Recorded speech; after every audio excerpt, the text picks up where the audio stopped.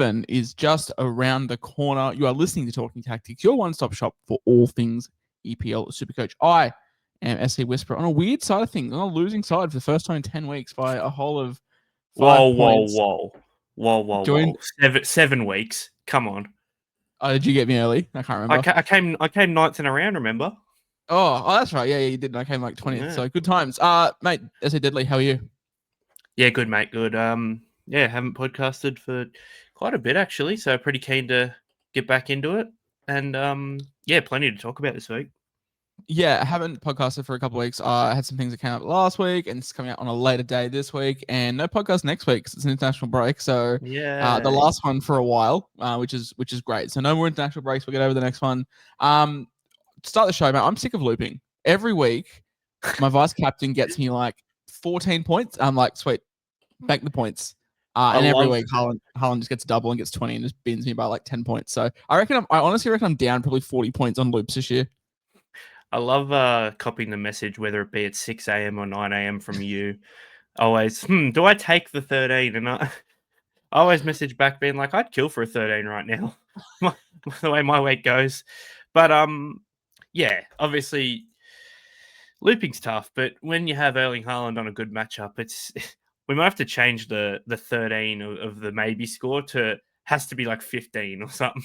Because Erling Haaland he's quite ridiculous at football. Oh mate, it's absolutely cooked. Like I've VC'd Salah, he got 13, and I was like, that's my cutoff. 14 is a slam dunk loop. 12 is like a probably not. So right on 13, I was like, yep, I'll take it. And then 2 goals for Haaland again.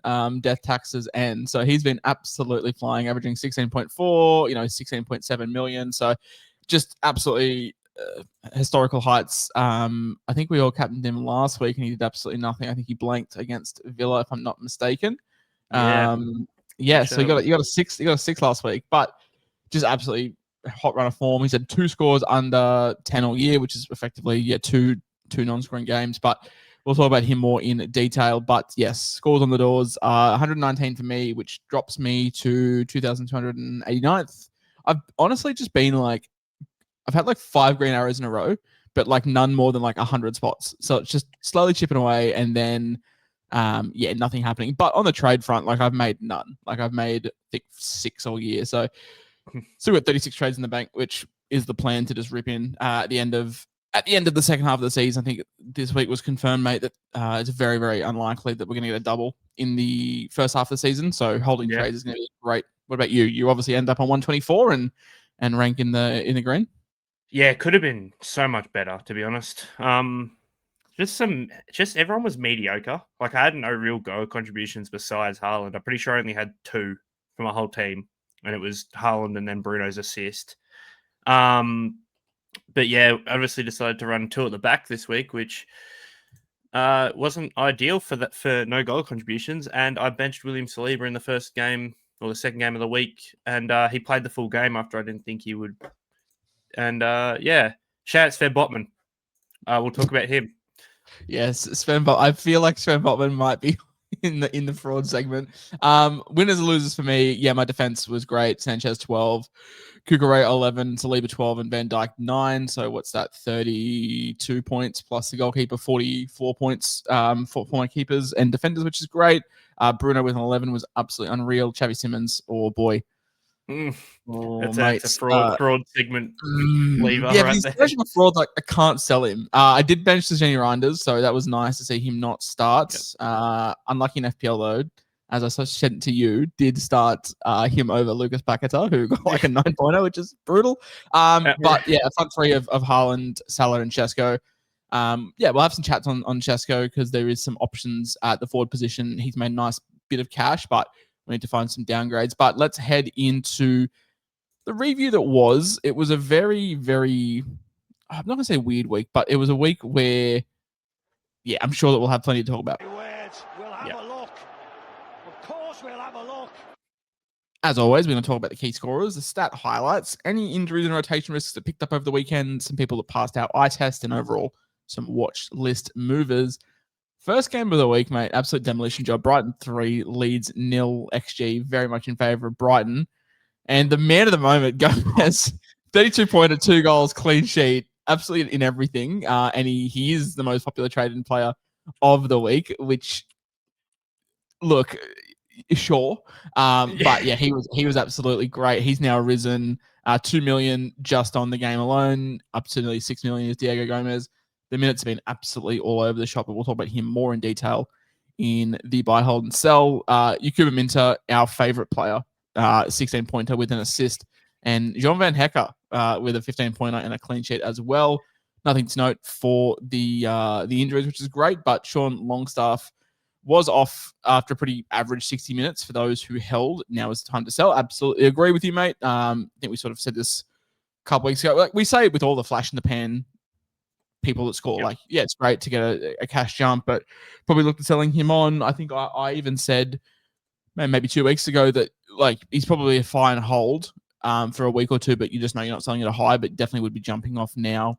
I was a big fan of the hold after those back-to-back eights where he's maxed out his price at 11 mil. I know most people would have jumped off then, but yeah, I'll take the 600k loss that I got for the 19 points he gave me in the 2 weeks. But yeah, now he's sort of not really falling out of favor, but starting to get rotated through a bit more with Farker. So yeah, it's now the time to jump off to Longstaff. And there's a couple midfield options which we'll talk about soon who are guys we've written off, I'll safely say. But I'm sort of warming to the way the season goes on.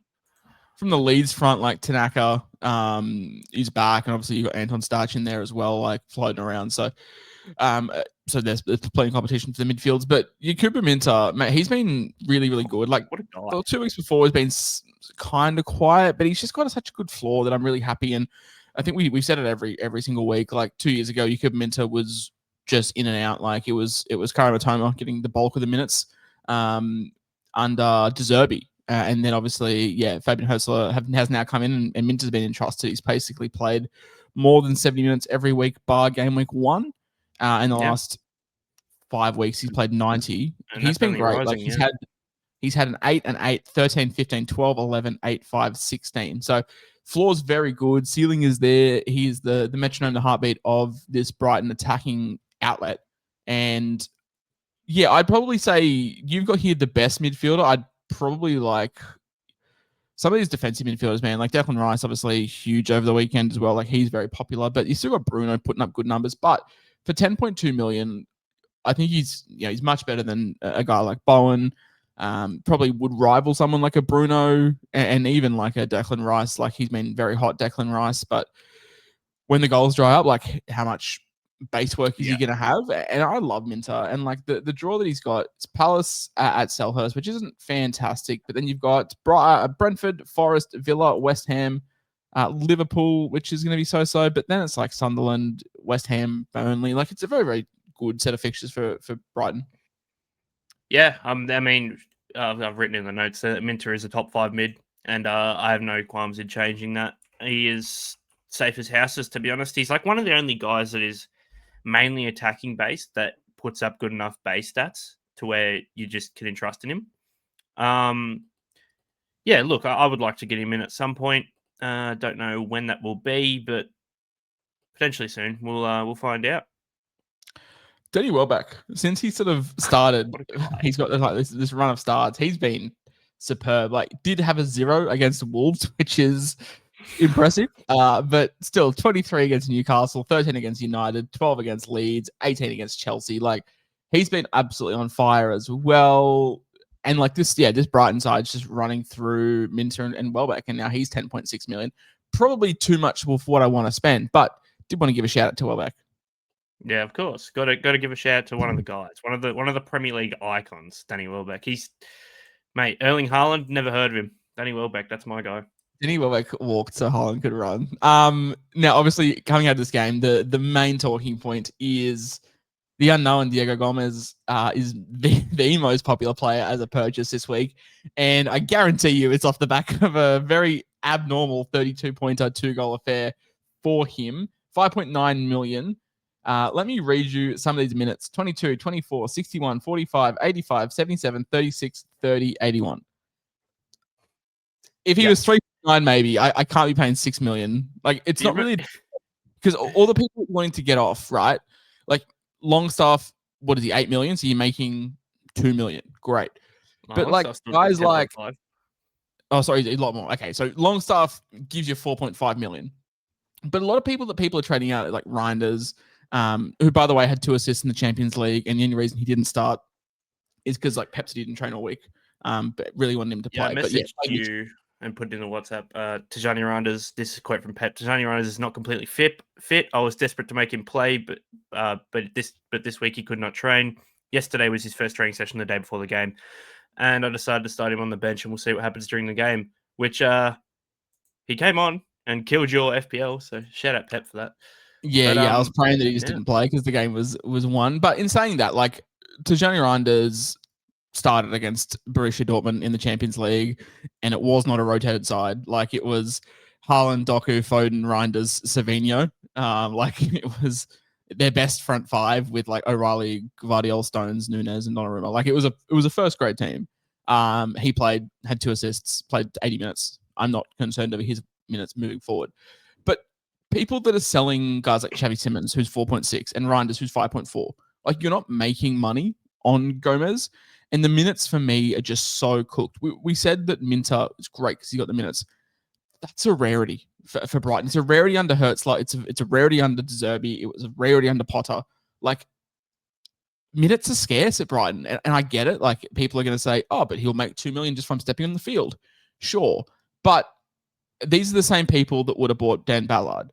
These are the same people that would have bought Longstaff. These are the same people that would have bought Caicedo. Like, all these trades are going to add up. And when you get to the end of the year, you're going to have, in game week 25, you're going to have 6 trades, and you're like, fuck, where did I go wrong? And got to remember, by the way, that Kaoru Mitoma is he should have been back this week, I thought, but damn near guaranteed to be back next week. Yes.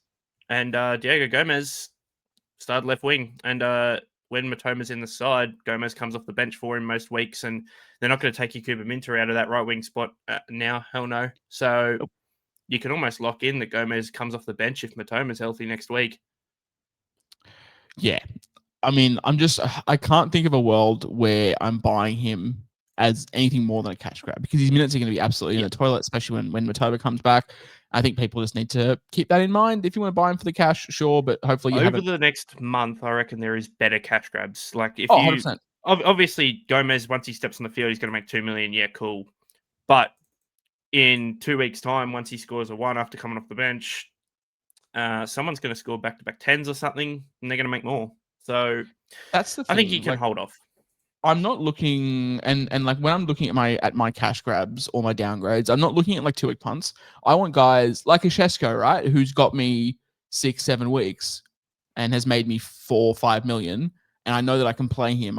He's a fine play. If you buy Gomez, he's not a play at all, because the minute you see the Japanese flag with a dot and then Mitoma next to it, you know that he's getting 20 minutes a game, which is exactly what he was putting up before this massive outlier. So yeah, Mitoma would need to be out for like 8 weeks for me to consider it. It's a no from me. Burnley 0, Arsenal 2, death taxes and Arsenal clean sheet. Declan Rice 25 points and a goal. Gabriel Magalhaes 1 assist and a clean sheet. William Saliba 12 points and a clean sheet. The entire Arsenal defense just double-digit points. So fantastic. Yeah, it's just ridiculous at this point. They're unreal. Injury risks. Victor Gyökeres obviously subbed off at halftime and is not potentially anymore. He's definitely battling a hamstring injury. Mikel Arteta said that he'll be back after the international break. Didn't play the Champions League during the week. Mikel Moreno started up top and scored 2. Speaking of which, Mikel Moreno, let's chat. What a guy! Actually, are you actually keen? No, not a chance in hell am I keen on Mikel Moreno. But I was like, what a guy. We've spoken a few times about him randomly coming on at striker in the pod. I saw someone compare him to who was it? I'll think of it. I'll find the quote. It was bloody hilarious. Right. Whilst you do that, I will, before we sort of talk about the eye test and the thoughts and whatnot, Victor Gyökeres is an absolute sell for mine. Yeah, here we go. I looked up Victor Gyökeres injuries while doing the notes, and it's Arsenal latest Victor Gyökeres injury update as new Ronaldo found. So they're comparing Mikel Moreno as R9 Ronaldo. R9 Ronaldo, not even Cristiano. Not Nice. even I Cristiano. love It's that. R9. Love that. Yeah, Victor Gyökeres, absolute sell for mine. Yeah, Not back 100%. until after the international break. Kai Havertz is also due back then. Obviously, yes, as we just heard, the new R9 is also in the picture. Leandro Trossard obviously floating around as well.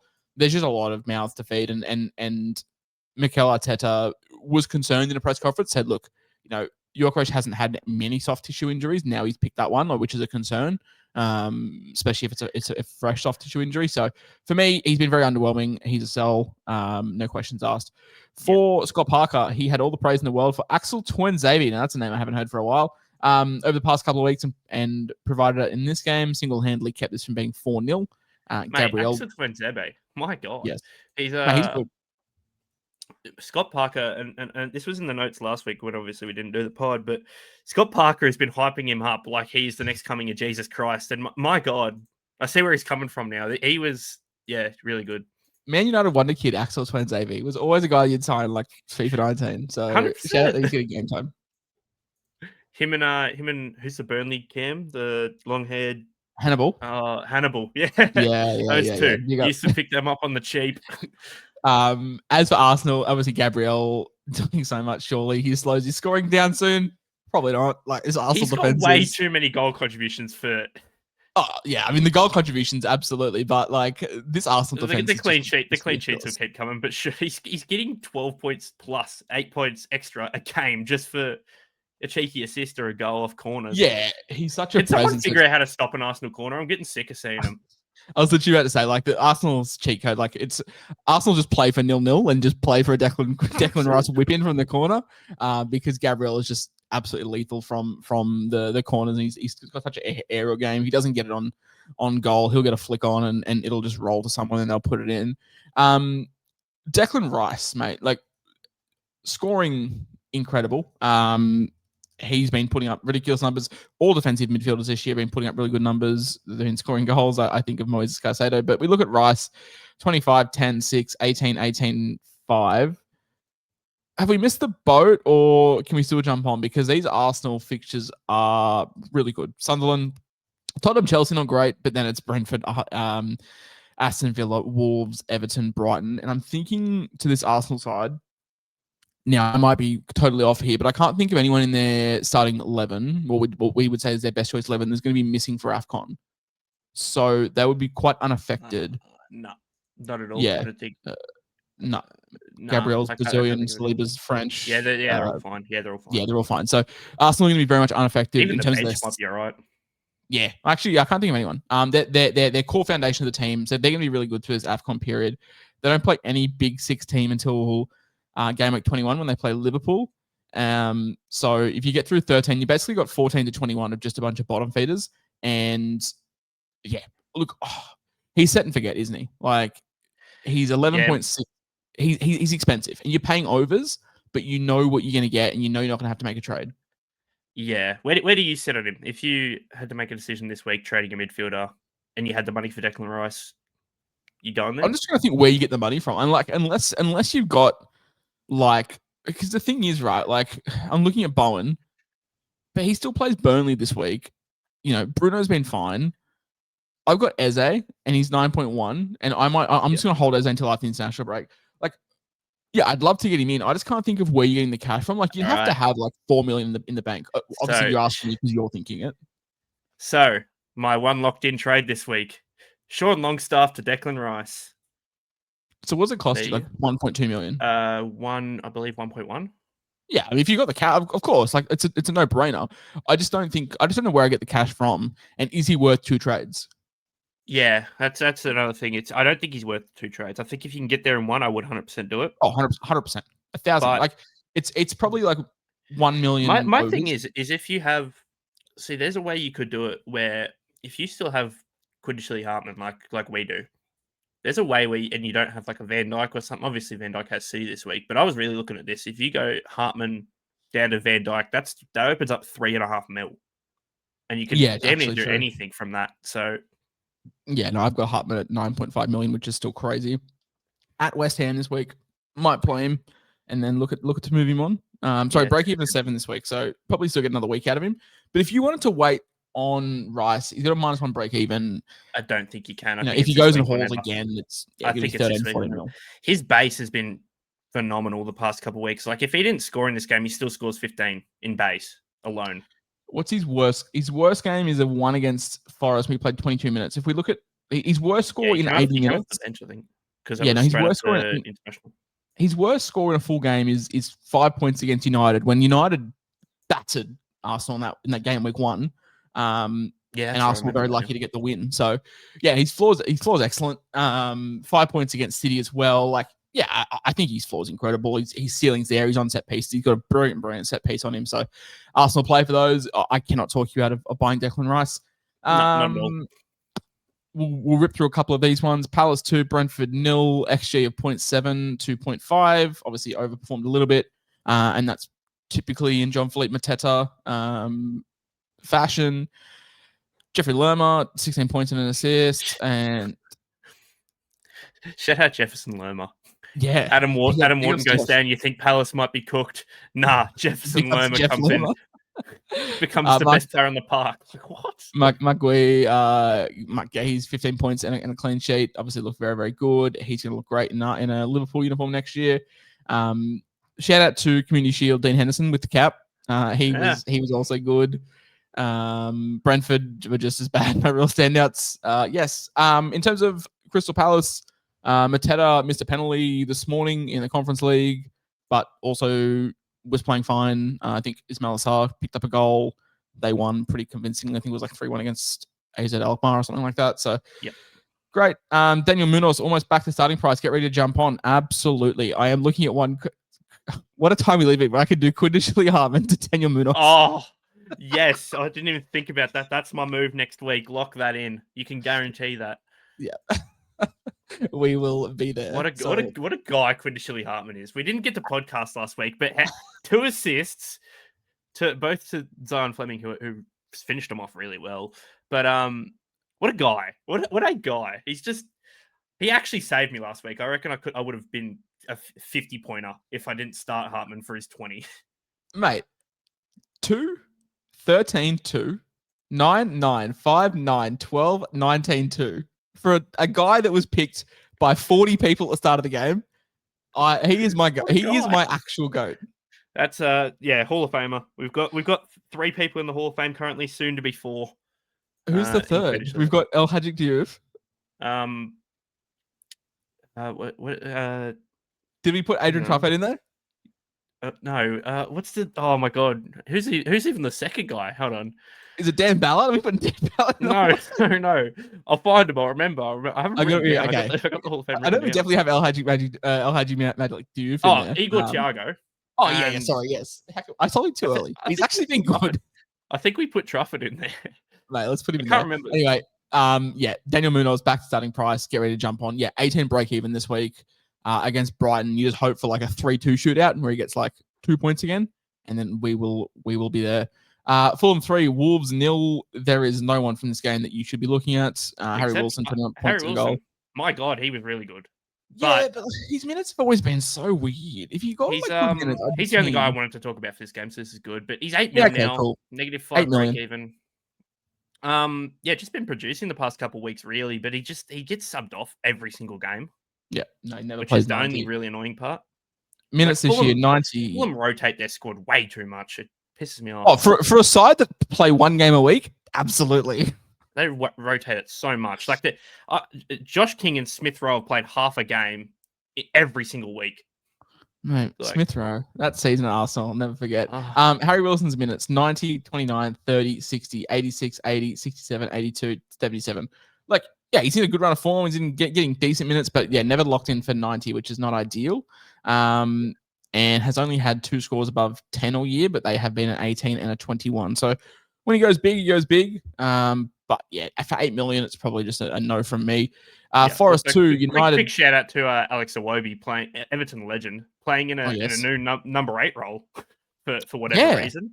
But he's been pretty decent besides that last week against Newcastle where he scored a 0. But he's another guy, but he's a bit more locked in for minutes, but he's probably not as high as of attacking threat as Harry Wilson. I think I'd rather take Wilson out the 2 still. Yeah, just bigger ceiling. I just want to give a shout out to the United Strand. That guy with the massive hair Oh who my god, won't shave it. he has Diego Dallo to blame for this. No, I see. Like, I think he doesn't want it to happen because, like, once he shaves it, he just becomes a nobody. At least he's got some True. street credit at the moment. Anyway, To be fair, he's getting beat up for doing it, so it's a bit weird. Forest 2, United 2. Forest probably deserved to win this game on the XG. And shout out to Casemiro. Shout out to the guy on the WhatsApp that said he's going to buy Casemiro. And I told him not to because you can't expect Casemiro to score every week. And he went and scored again. So. Casemiro has a negative 20 break even, by the way. He's got a 23 and a 21 last 2 weeks. I think he's in the top 10. If for most purchased, I'll have to have a look at it. Second. That's crazy. Amad Diallo, 18 points and a goal. Morgan Gibbs-White, 17 points and a goal. Also another guy that someone in the WhatsApp was like, oh, I'm looking at Morgan. I think his name's Robert. He's like, I'm looking at Morgan Gibbs-White. And I was like, why? He's had no scores above 10 all year. Scores a 17-pointer. What do I know? Douglas Luiz will miss instinctive time after coming off in the 14th minute with a hamstring injury. Eye test says, I can't wait to own Ahmed post AFCON. You're a braver man than me. I was all on the Ahmed train at the start of the season, but I'm not keen there. I love that guy so much. I've said it multiple times. He's my favorite player in the Prem by far. And I think he's just too cheap for what I know he can produce at the minute as well. But AFCON is right around the corner. So yeah. Wait till post AFCON. Elliot Anderson is England's best box-to-box midfielder. Yep. I'm just going to say That's all I need to say. That's all you need to say. I messaged you straight after this game, and I was like, hang on, I'll find it. And I think you said you want to big up Elliot Anderson. I'm going to gas up Elliot Anderson so much on this pod, it's not even funny. And here I am doing it. So Elliot Anderson, what a player. Seriously. Maybe the sole reason Forest didn't concede more in this game as well, just way too much. He's way too good for Forest. And also, let's not forget that Elliot Anderson had a lot of hype in the preseason because he was on set pieces, and then they signed Douglas Luiz, who took that off him. Now Douglas Luiz comes out of the team. You would expect Morgan Gibbs-White. You expect Elliot Anderson to go back on some set pieces. I think he's a cheeky purchase. Like, he's not flashy. Like, he's not sexy, but he's 6 million. He's put up a 7.670. 5, 8, 6, 9, 6, 12. Like, he just does what it says in the tin. And I think if he's on set pieces, like, the draw is also really good. Like, Leeds, Liverpool, Anfield's not great. You can probably bench him. Brighton, Wolves, Everton, Tottenham, Fulham, City's not great. Everton, Aston Villa, West Ham. Like, that's 2 bad fixtures from now until 21. Like, I think he's a really decent purchase. You could definitely, if you have a Tijani Reinders, it's only like 300k. To go, but his break even is also 5 this week, right? So if you wanted to do, like, for example, me, right? I'm looking at like an Eze out after the international break. I could do like an Eze to an Elliot Anderson, bank myself 3 mil, and then do like either a Hartman or a Truffert up to a Munoz, and then I've still got like $1.5 million in the bank to play with. So I think Elliot Anderson, if not this week, probably not next week because he plays Liverpool, but yeah, could be a buy within the next couple weeks. One thing he definitely needs, especially if he wants some attacking upside, Chris Wood back, because them two's connection was really, really good. And we saw it in game week 1 with you put like a Anderson beautiful getting an assist to Chris Wood. And Igor Jesus is not the guy. So hopefully Chris Wood's back from injury this week, and we get to see this Forest side at full strength under Big Shauno. Under Big Shawnee D. Yeah, he was great. No one else really talk about. Bruno's good. If you have him, hold him. I feel like people hate him, but I don't know why. Mateus Cunha, 9 points, no goal contributions. What a guy. He's a dog. Like he will do the hard yards. Also loves a shot. Just loves to ping him. So he'll get you like he'll get you like 1 or 2 shots on target a game. They're like 0.0001 XG. But hey, 1 point to 1 point. He loves just a fling from outside the box, but does get stuck into the defensive work. I'm thrilled to own him at the minute. Obviously, he hasn't really. I bought him last week. Nice. 6.9 million -4 break even. What did I do? Must have went some bums. I went Reinders, some bum midfielder to Shabazlai and used Igor Thiago's money with Cunha. Oh, yes. Big Dom. But yeah, United have pretty good fixtures as well. Tottenham, Everton, Palace, West Ham, Wolves.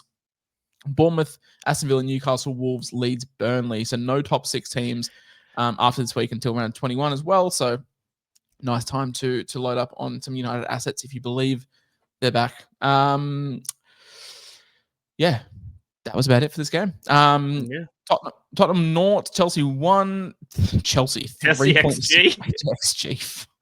Tottenham at 0.1. Mate, yeah, Tottenham got battered this game. João Pedro, 19 points and a goal. Malo Gusto, 15 points and clean sheet. Moises Caicedo, 15 points, clean sheet, and an assist. Yeah, I tell you what, Chelsea have been much better defensively this year than I thought. Like, I've doubled up on Sanchez and Cucurella. I'm actually kind of happy. Like, Sanchez has been cooked in terms of like a couple of bad variances, but Chelsea have also had like a couple of red cards, which have really stunted them. But when they've played with 11 men, they've been really good defensively. So super happy to have them. And I think if I'm not mistaken, they take a fixture turn for the absolute ages. It's Wolves and Burnley. Arsenal's not great, but it's Leeds, Bournemouth, Everton, Newcastle, Aston Villa, Bournemouth. So like probably 4 clean sheets in the next 9 weeks, I would say. Yeah. And let's cut down to the chase. We're going to talk about him a bit, but now that Liam Delap's back and still no signs of Cole Palmer, still no time frame. João Pedro. He's natural 10. Natural 10, 6.3 mil with that fixture. If I didn't already have my forwards and I wasn't happy with them, mate, I'd be jumping on so quickly. It's not even funny. The fact he didn't score a hat trick in this game is unreal, by the way. I think he had 5 or 6 shots on target. Yeah, which has been the concern. Like, shout out Victoria. That has been the issue. That the issue has been him not getting shots on target. Like, I've luckily not owned him in FPL, but yeah, he's been absolutely bad. I think. Hang on, I'm just doing a live trade at the moment.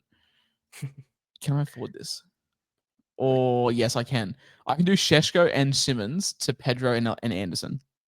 I like it. I really like it. Šeško to Pedro is awesome. I really like that. Šeško has made me some money. Really happy with him.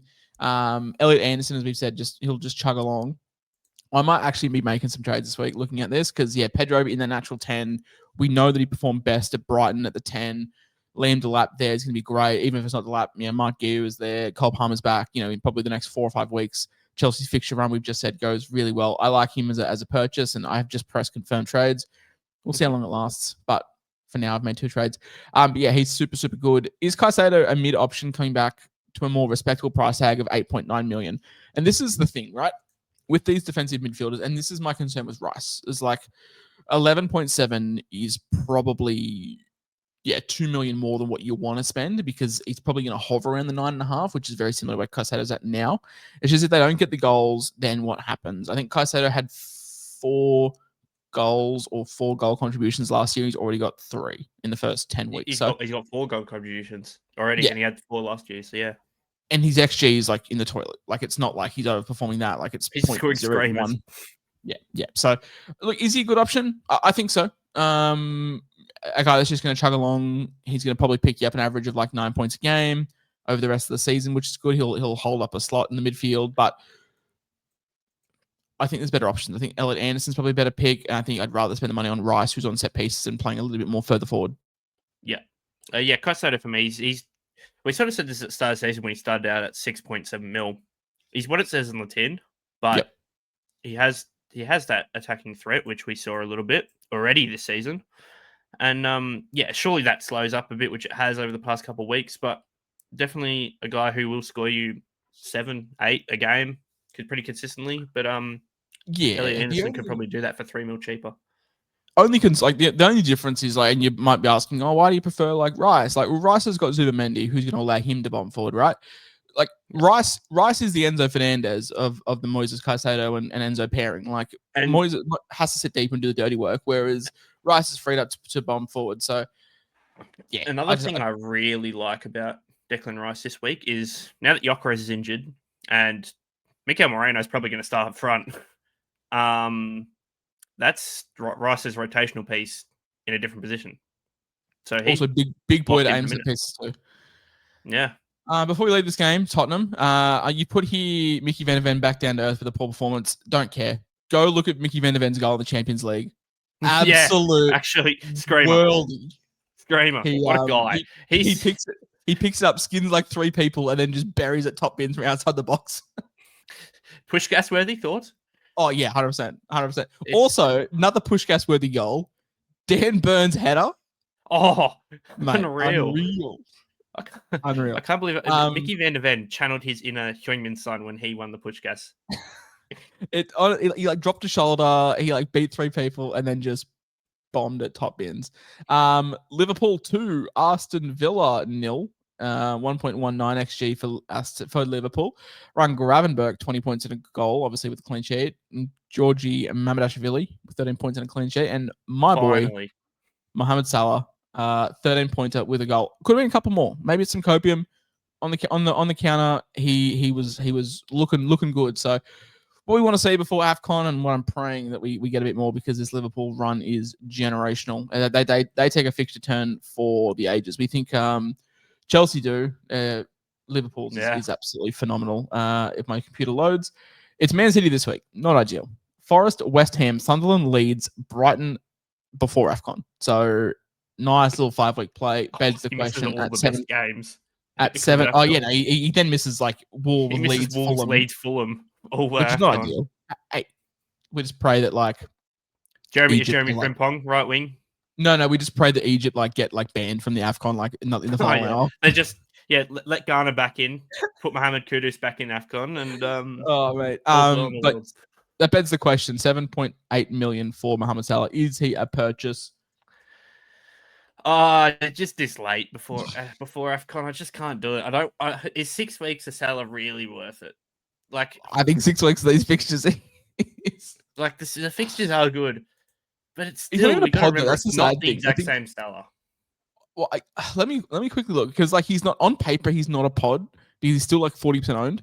But I'm curious on how many teams. We'll look at teams in the top 5% in terms of ownership. Mohamed Salah is still 33% owned in the top 5%. Yeah, less of a pod than I thought. I thought I was like the only man in the world to own him. Jumped on last week, really. Like a lot of people jumped on. I think he was most purchased last week. Maybe. But yes, plays City this week. Low break even. I'd still happily pay 8.5 million for Salah if he looks good again this week, and you get him for like a 6-week spell. But Liverpool is the defense back. They beat Real Madrid over the weekend, or over the midweek, with a clean sheet as well. So maybe things are on the up for Arne Slot and Liverpool. Watch list: Conor Bradley, Virgil van Dijk, Szoboszlai. Virgil van Dijk, really interesting because the defense has been all over the shop, but he is 6 million, which is a crazy price. He is nearly half price on Quindashilly Hartman, and he is 2.1 million cheaper than our boy Aiden Trafford. So wild times we live in. Yes, unreal. You're looking at him another guy. Next time? Maybe next week, to be honest. I was going to get him this week for two game weeks next week. Yeah, I was going to get him this week, but I just don't have the cash after moving. I'm sorry. I just read your notes. Have I missed this? Frimpong out until mid-December? From what I've seen, yeah. Oh, Conor Bradley is bottom dollar. His muscle injury is real bad, apparently. And Conor Bradley is 3.7 million. Screw Van Dijk. Get him when you can. I reckon if you can get him this week, I would, but I probably wouldn't play him against City. But I need to see 90 from Bradley one more time. But Conor Bradley, mate, 3.7 million. Jeremy Frimpong, from what I'm seeing, out till mid-December. Conor Bradley, 3.7 million, looked good against Real Madrid. Looked really, really good.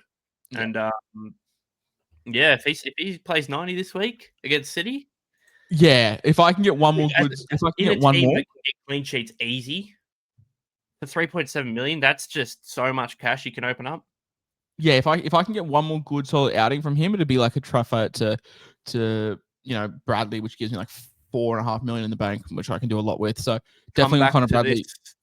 Come back to this video in 6 weeks when Conor Bradley is 7 million, and thank me later. All right. West Ham 3. West Ham 3, Newcastle 1. Fuck the turn. West Ham 1.75 XG, 2.5 for Newcastle. Paquetá playing. How good was he? Like, much better as a 10 than like a false 9. Like, what is this Yeah. crap we're doing? Jacob Murphy, 15-pointer with the goal. Shout out to the guy at Milson Point Wharf I saw. I sent the photo to you. Milson Point Wharf with a Jacob Murphy 23 jersey on. Love to see it. And Thomas Suchek with a 13-pointer and a goal.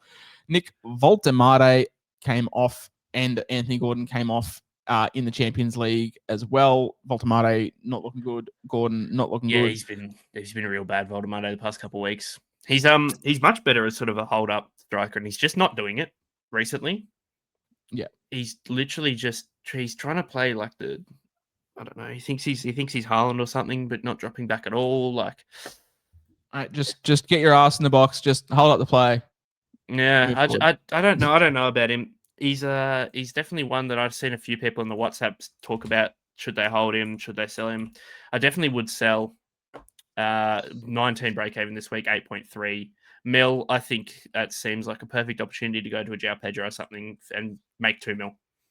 Yeah, I think like definitely a sell in SuperCoach and FPL, like where the pricing's much more stagnant. Like, no, you can just keep him in FPL. I think Eddie Howe said that like they just run him into the ground, so they wanted to give him some time off. But Eddie Howe also said that he could have hooked all 11 people off at halftime during that game as well. So yeah, take that what you will.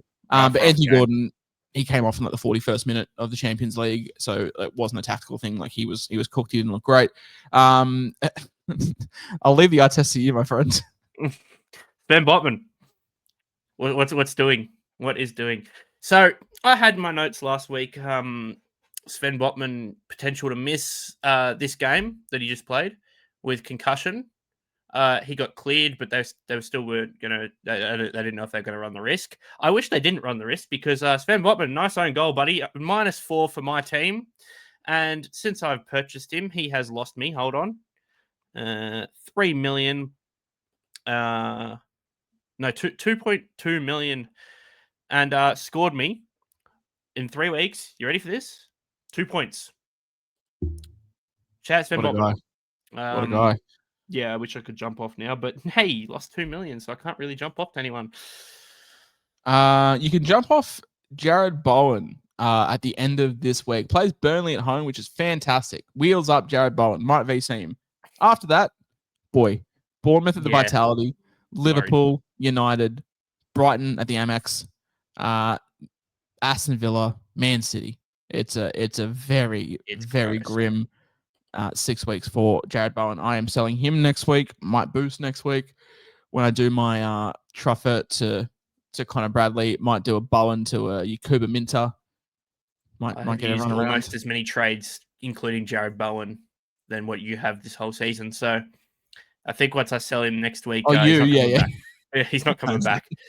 You got to cut the ties with him. Yeah, so Bowen will be done next week for me as well. Yeah, Alfie Potts is good. West Ham, we're on the up. Yeah, what a guy. He's a sneaky option too if he can hold down his spot at 3.5 mil. Very cheeky option, Freddie Potts. He's a good West Ham youngster, that boy. I don't know, like who's really the only real holding midfielders you get. You have sort of him and Guido Rodriguez, who everyone hates at West Ham. No, I hate Guido Rodriguez. I mean, Socek maybe, but no, like I like Freddie Potts. Definitely on minutes watching Freddie Potts. Played 90 over the weekend. 90, bit cheeky. 8 points in base, and he had that damn near in the first half too. So definitely a watch list. One for the Black Book, old Freddie Potts. Freddie Potts, Connor Bradley, chuck in the Black Book. Give him a watch over the weekend. See their minutes. Manchester City 3, Bournemouth 2. City 2.22, Bournemouth 0.7. Erling Haaland 23 points, 2 goals. Hurts my soul because I looped. It stung me 10 points. He's so good. They flashed your graphic up on like the broadcast.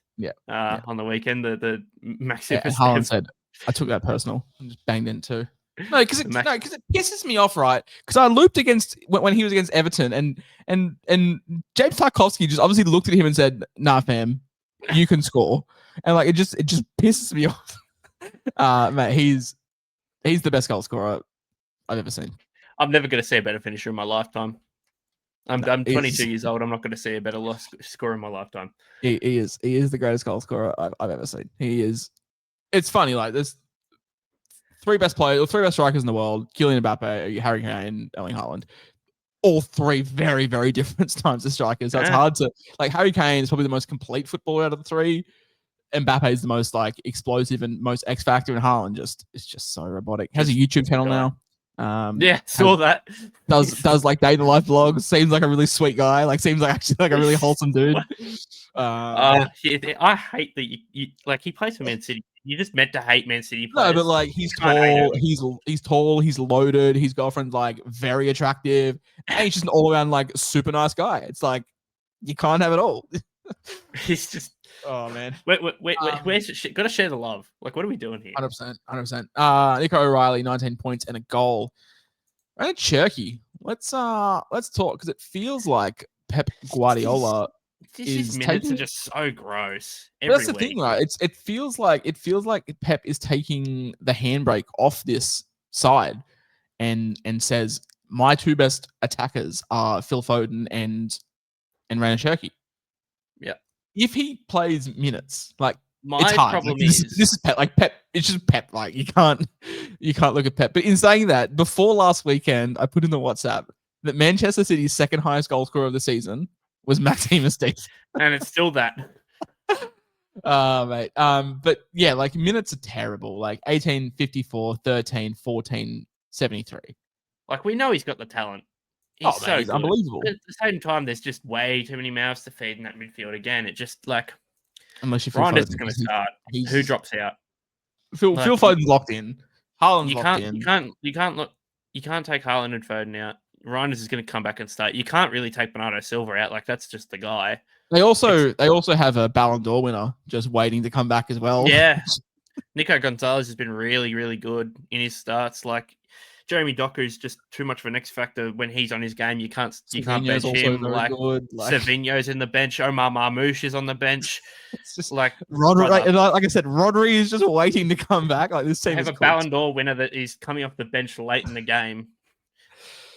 I can't go near Cherky, but I don't want to touch any City players besides Haaland, just due to the simple rotation factor. I just hate it.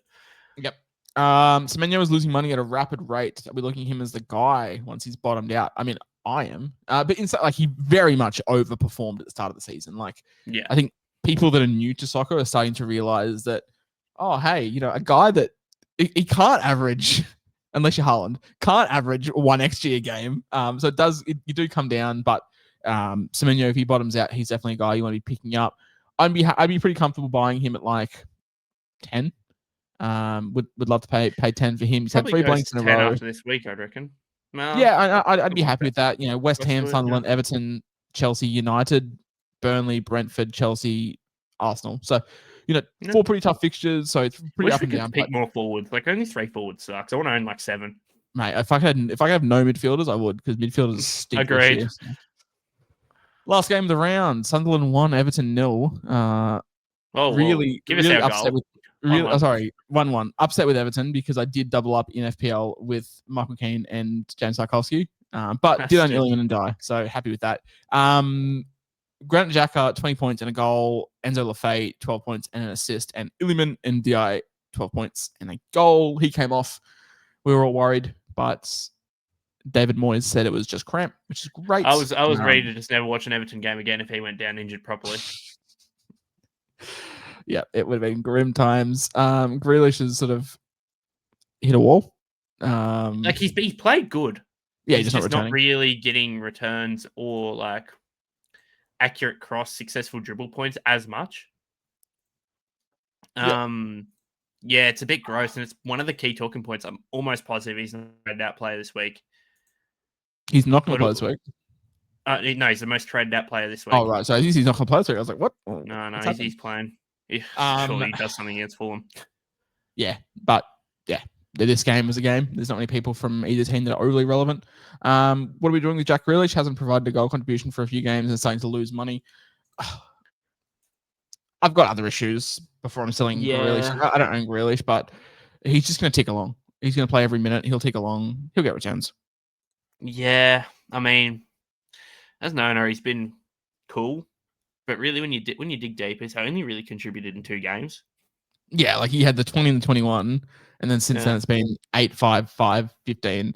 Like he had the goal 5, against Palace, but 15. that was a late winner, bit gross goal, not really I think sustainable. it's good if you paid 3.9 million for him. If you jumped on when he was like 6.5 or 9, then you're like, what's going on? You're a bit grossed out. Yeah. Just because I don't know who to trade to, I'm holding for now. But yeah, there's a few guys I'm definitely looking at over him. Let's move into my favorite segment of the week, the Fraud Watch. Leave the football before the football leaves you. The football's Probably left me. Probably me. I'm probably on forward just for continually doubting Erling Haaland. Yeah, I don't know what else I can keep doing to not put up with this pain. But for me, Fraud Watch this week, definitely Xavi Simons. Thank God I've got him done. You and I gassed this man up. Anyone that hasn't watched Bundesliga football would have been like, this guy must be the GOAT. I can't believe he wasn't I can't believe he didn't provide more. I loved it when he started off the bench, came on, and then got hooked as in the same time. Yeah. My what's it called? My fraud of the week. It's not only Sven Botman. Fuck that guy. Fuck Sven Botman. It's Joe Rodon. Guy who was like realistically after last week, after scoring a 20, probably should have made an extra mil. Scored a 0 and just ruined all of his extra cash gen people would have got. So shout out you, Joe Rodon. They also completely attacked his side of the football, the side of the park. Him and Jane Bogle got abused on that right side. And yeah, shout out Brighton for ruining people's days. Yeah, when you need him most, he just vanishes and doesn't deliver. So yeah, I bought him in FPL this week. Let's move on to the actual SuperCoach preview for this week. We'll talk about a couple of things, some people that have bought, some people that have sold. We'll talk about some people that scored well. Definitely wasn't me or Deadly. It can't go on like this, can it? It can. Did my soundbite play? It definitely can. Cool. So it did play. I didn't hear it in my ears, so I wasn't sure if it played. The weekly highest score, Lord Agger. Shout out to Lord Agger. Coached by Matt. He's got a 194. Crazy. Captain Haaland, obviously. Declan Rice, Gravenberg, Gabriel. There is 65 points just between the two of those. 43 points for Haaland. There's 100 points just with 4 people. So absolutely flying. And the rest of his team was just... I don't think he had a player that's got under 8 in his starters. So must be good nice. coaching. Let's look at the Talking Tactics mini league. Richie's rock stars. Richard, he's first in the mini league and second overall. He scored 170 this week. So shout out to them. Will anyone knock Richard off his pedestal? He's been there for 4 weeks now. I feel like he's also second overall, which is just insane. So shout out to Richard. He's doing very well, and I'm going to take full credit. And the reason why he's doing well is because he listens to this podcast. 100%. But let's talk about the game week preview for game week 11. The most popular trade-ins, people that we're looking at bringing in. I need to find my my soundbite, which I can't, so I'm not going to play it. Number one, Diego Gomez. Hey, we cannot replace him. Hang on. We got the soundbite. We cannot replace him. We cannot. Fun fact: who is he saying that about? I can't remember now. Was it? I think it was David Silva or Kevin De Bruyne? Something like that. Oh no, it was Kevin De Bruyne, I think. Hang on. Right, it was like 3-4 years ago. Diego Gomez, top player, most bought in this week, 5.99 million. Crystal Palace playing Brighton away from home this week. 13.5% of teams have brought him in. It's a no from me, dog. We've discussed this at length. Oh, it was about Sergio Aguero. I think they replaced him pretty good. I think they did, you know. Gabby Jesus. Julian Alvarez. Oh, what a name. Forgot about him. He's he's kicking ball still. He's balling in Atletico. Diego Gomez. We spoke about him. Minutes only. I get it. If he had like 3 weeks starting, I'd be like, okay, sure. Get your money and get out of there. But if anything, he's probably going to be benched next week for Cuba Minter. And if it's not next week, it's definitely after the international break. So it's just a no. Yeah. João Pedro, he fluctuates in this. He's in this list every week, whether it's most bought or sold. Him and number 3 are there every single week. And Bruno, I'm surprised Bruno's not here. So. Yeah, it might be the most traded out list. No, he's not. Yeah, I mean, I made a live trade on the pod, bringing in Pedro. I like him going back to the 10, not playing Yeah. striker. I think it's Even better number 10. even if he doesn't play 10, which we assume he does, Cole Palmer still no timeline for return. So concerning. But yeah, it's good for João Pedro. He's finally getting his shots on target, finally getting his chances. Yeah, I have no qualms at all. I think it's a fantastic price for a fantastic player in a fantastic schedule. He's going to get picked regardless, but like I do feel sad for Cole Palmer because it is a World Cup year, so hopefully he can show some form. Yeah, he'll get picked. He'll get picked. Of course he will, but it's like, does he start? Like you've got Saka on one wing, you've got Foden on the other, and you've got like Jude Bellingham and Rice and Elliot Anderson and whatnot. So anyway, Mohamed Salah. Speak up, Adam Wharton. Mohamed Salah, 7.83 million, plays Manchester City at the Etihad this week. This week, look, I'm happy to wait.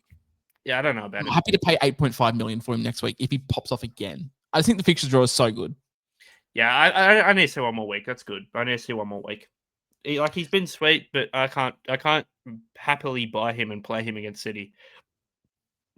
Declan Rice, 11.76 million. Arsenal up against Sunderland away from home this week. We've already discussed him. We both like him as a purchase, especially as a bit of a long the Stadium stuff. of Light effect worn off yet?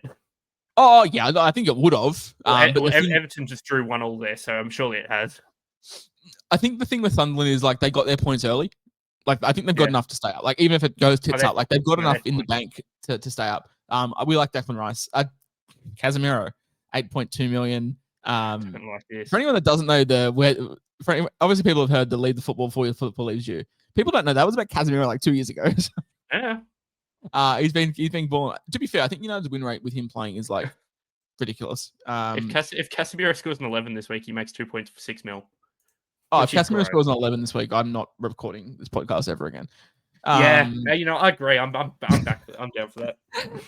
Casemiro to end it all. Tottenham will host Manchester United, but yeah, I'm not paying 8.2 million for Casemiro. No thanks.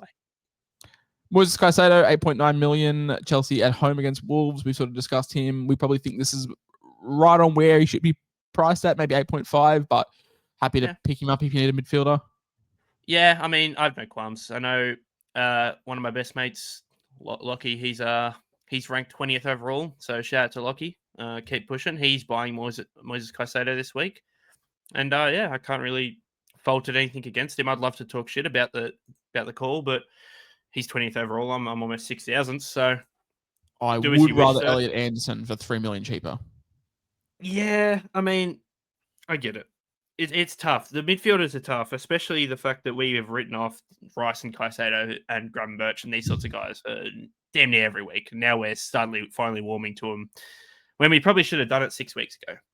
Can't wait those guys who are just going to score in base and just could potentially knock a goal in, which is annoying. Wait for Zubimendi to score 2 goals this week off the back of like a 0.1 xG. Number 7 most purchased player, Lucas Paqueta.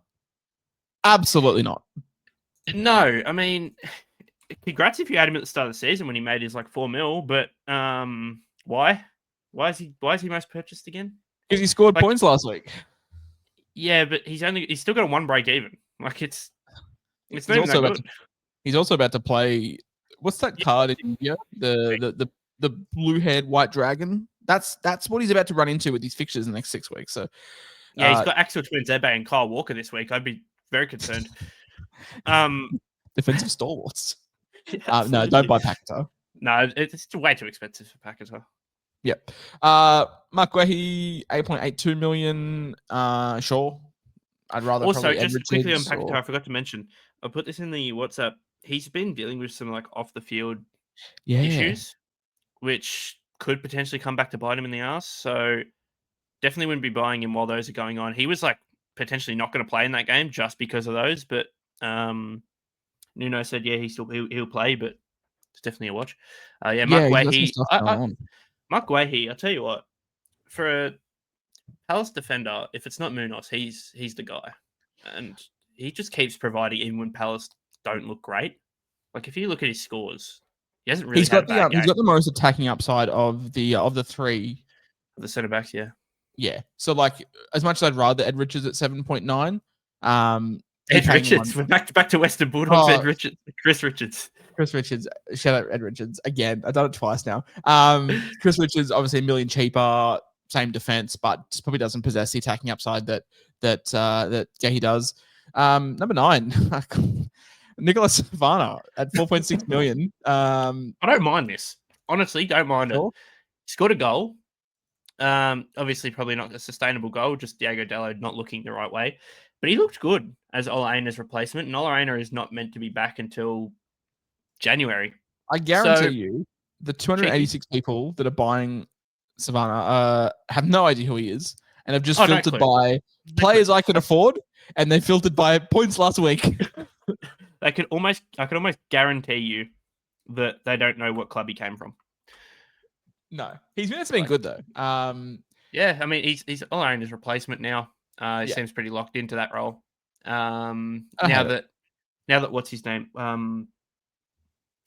Ange is gone, and he was playing Nico Williams on the right for whatever reason. Shout out Ange. Yep.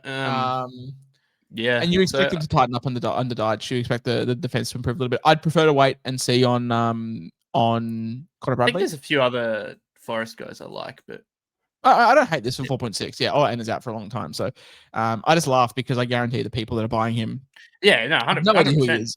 I guarantee you what they've done. Like. They've made one trade, and then they've gone, oh, let me trade out another person, and then they've pressed player I can afford, and they filtered by game week 10 points.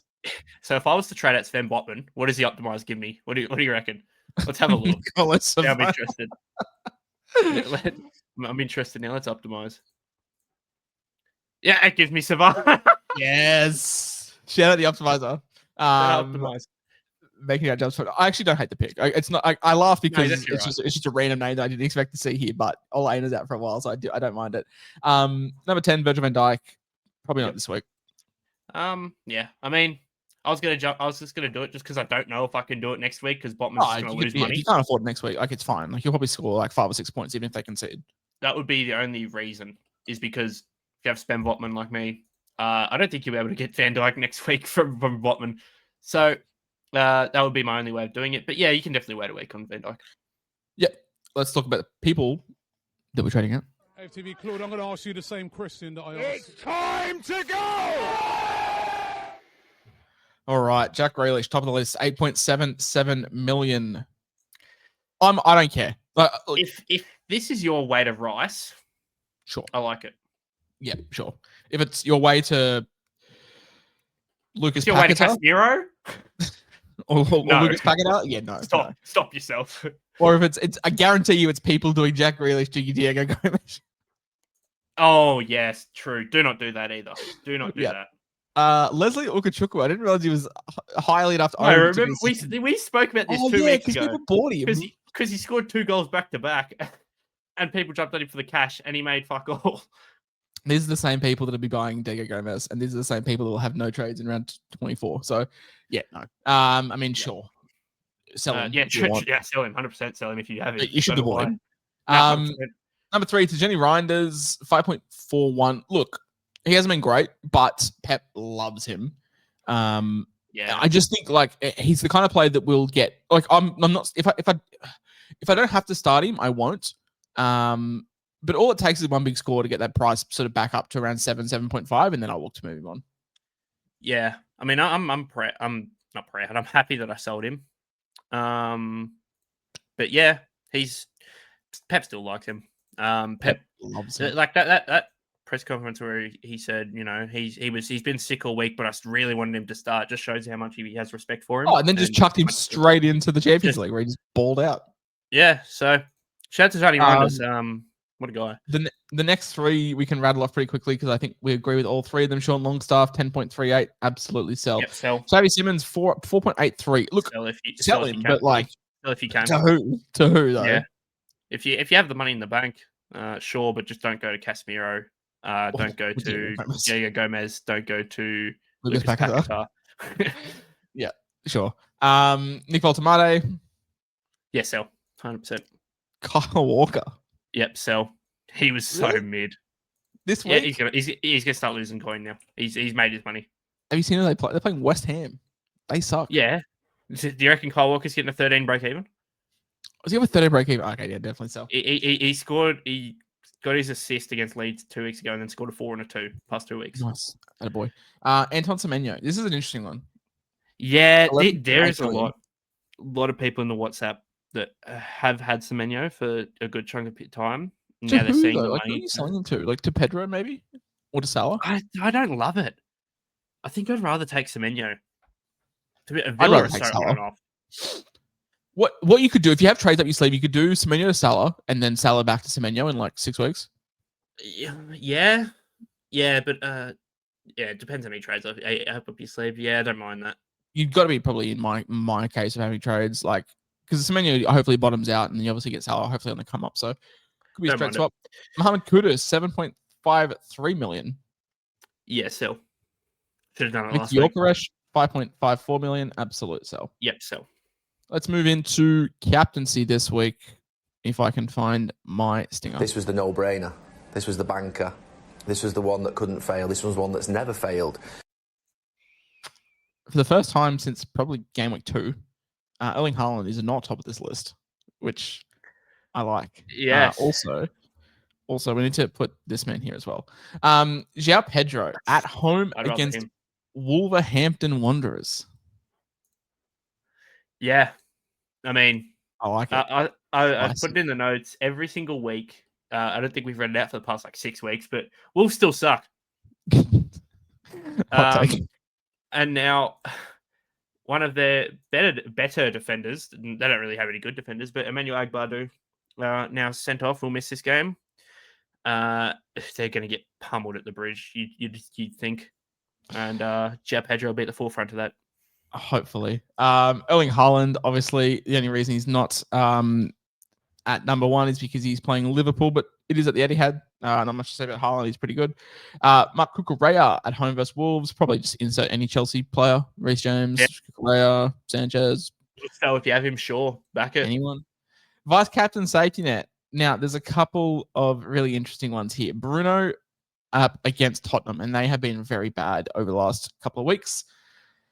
Gabriel away to Sunderland. Do you prefer him over Saka? Yeah. Is it just because of the attacking upside? Because obviously the clean sheet's not going to be guaranteed, but very high likelihood. It's not guaranteed, but I'm hoping that if people now start jumping on the vice captaincy, he now will play horrible and will be either attainable or not kill me every single week. That's the plan. I bought, so Gabriel was like 3-4 weeks ago was like 12 mil. And Saliba was like 6. And I was like, I'm gonna buy Saliba because, like, yeah, same. To be fair, I do think I think I've won on points in terms of like points per dollar.